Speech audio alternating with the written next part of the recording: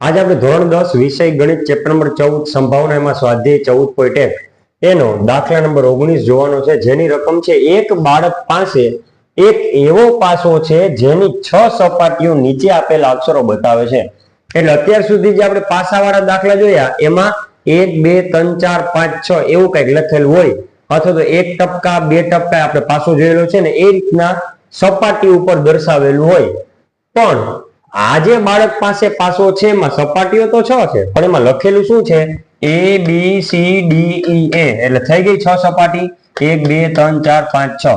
આ પાસાને એકવાર ઉછાળવામાં આવે છે, પાસા પર પેલું A મળે, બીજું D મળે તેની સંભાવના કેટલી? પહેલા તો પાસાવાળો દાખલો છે એટલે કુલ પરિણામોની સંખ્યા બરાબર 6 ની n ઘાત, કારણ કે 6 સપાટી હોય પાસાને એટલે 6 એમ n ની જગ્યાએ 1 મૂકીશ. શા માટે?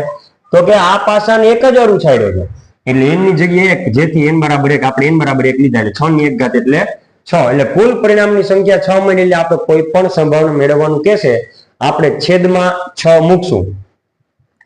તેથી શક્ય પરિણામો કયા કયા? અગાઉના દાખલાઓમાં આપણે શક્ય પરિણામો શું હતું? 1 2 3 4 5 6, કેમ કે સપાટી પર 1 2 3 4 5 6 લખેલા હતા.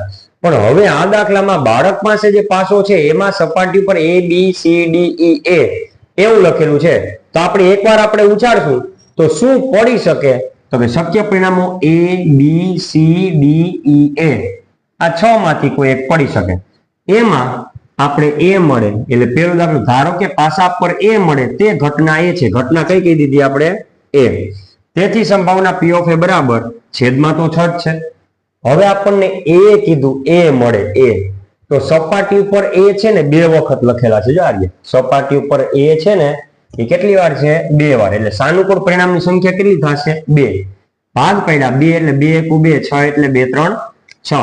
અંશમાં 2 છેદમાં 2 કેન્સલ, તો જવાબ આવશે 1/3. આ આપણો જવાબ પહેલા દાખલાનો. હવે બીજો દાખલો શું પૂછ્યો? કે D મળે. તો સપાટી પર જોવાનું કે પાસાની જે સપાટી છે, બાળક પાસે જે પાસો છે એ સપાટીમાં D કેટલી વાર લખ્યો છે? એક જ વાર લખ્યો. ધારો કે પાસા પર D મળે તે ઘટના D છે. આપણે ઘટના કઈ કહી દીધી? D. તેથી સંભાવના P of D બરાબર છેદમાં તો 6 જ લખવાના, કેમ કે કુલ પરિણામની સંખ્યા કેટલી છે? 6.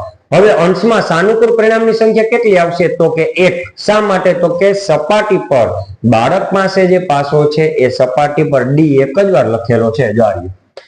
ક્લિયર? તો અંશમાં સાનુકૂળ પરિણામની સંખ્યા કેટલી આવશે? 1. તેથી સંભાવના P of D બરાબર 1/6. આ આવશે આપણો બીજા દાખલાનો જવાબ. તો દાખલા નંબર 19 આપણે પૂરો કરીએ છીએ.